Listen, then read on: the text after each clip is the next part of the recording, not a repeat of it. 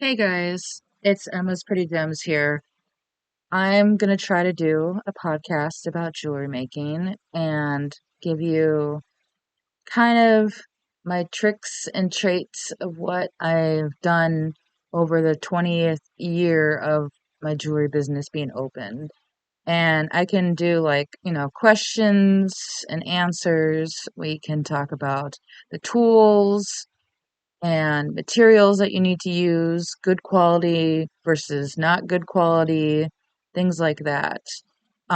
So that is what we're going to do for this podcast. And this is an episode one of season one of Emma's Pretty Gems Jewelry Making Talk. So, and here we go. Hello, everyone, and welcome in to Emma's Jewelry Making Talk, where I can give you all the treats and secrets, or more or less traits, of how to be somewhat of a successful jewelry business owner.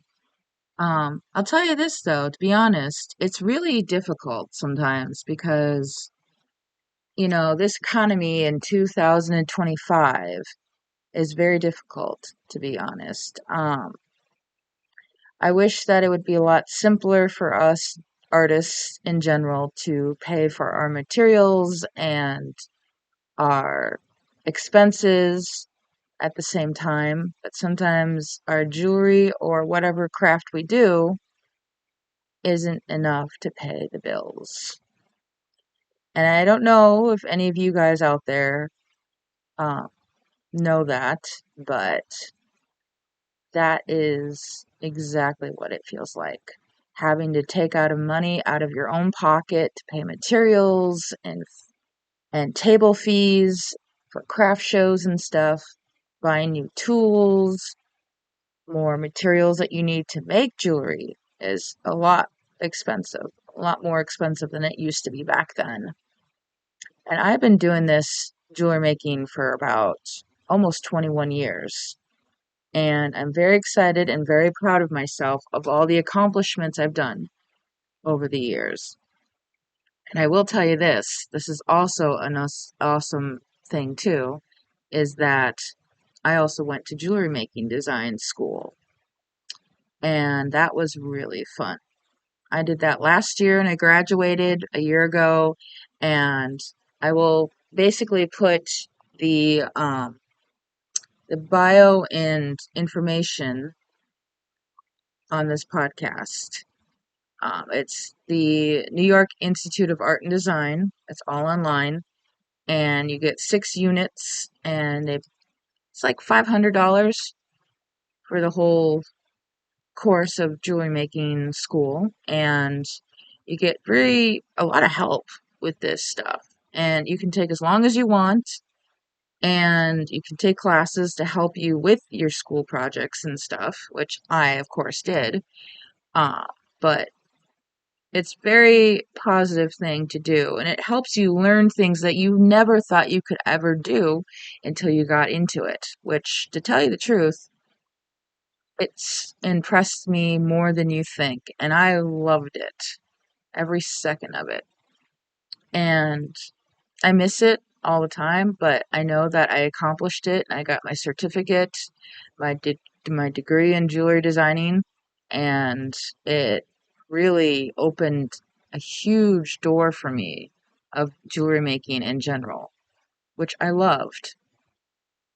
Now, the only thing I have issues with sometimes is when we do the art shows. Now, don't get me wrong, the art shows are great and they're fun, and you get to have a fun community with artists that you become friends with every year. And I've been doing this for probably 15, 20 years now, and it never gets old because you meet new friends and you have this little artist family.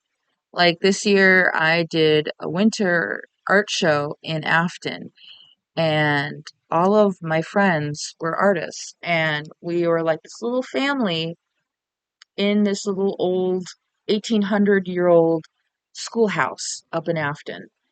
It was so freezing out the second weekend. The first weekend was good. I mean, we had some turnouts of people coming in. I think roughly 200 items I sold. And, but it really shows, how fun it is to be in an art group and an art community with people that you really like to share your secrets and your traits and your hopes and dreams. It's really fun. I enjoy doing it. And unfortunately, it is very slow for me this year.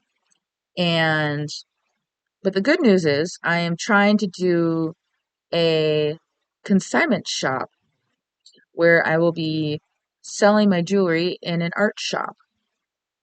There's one in Midtown Global Market called the Art Shop.